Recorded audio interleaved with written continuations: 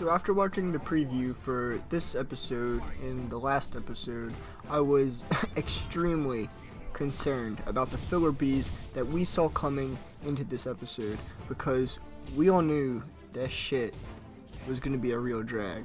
But let me just be the first to say that this was honestly soothing, and we actually got to see the Straw Hats work together, and it was animated well, so it wasn't cringy or anything like I was expecting it to be. I feel like the last time we watched all of the Straw Hats actually work together was back in Thriller Bark when they were fighting Gecko Moria. But like I said, I just really like this scene because it just centralized on the Straw Hats working together, and I don't think the manga even included this scene at all. The next scene was the Brook song, which I personally loved. Brook has been a shunned character for a while now, and this song just brought him back to life.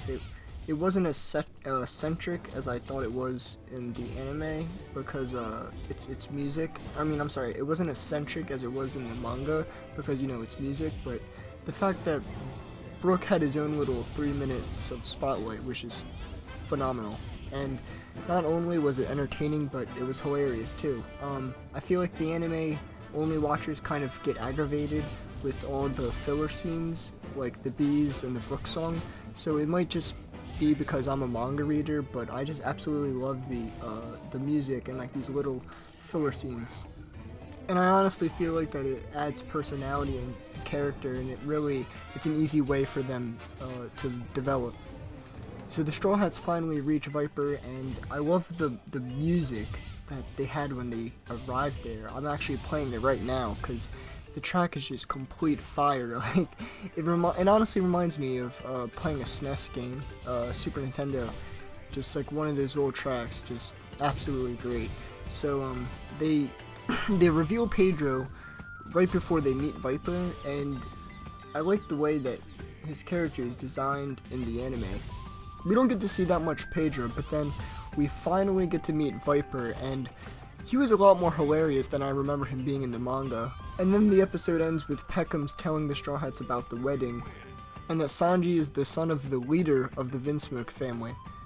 I honestly can't wait for the anime-only watchers to see how these events unfold, and of course I won't spoil anything, but it just gets so much more insane and out of hand from this point on.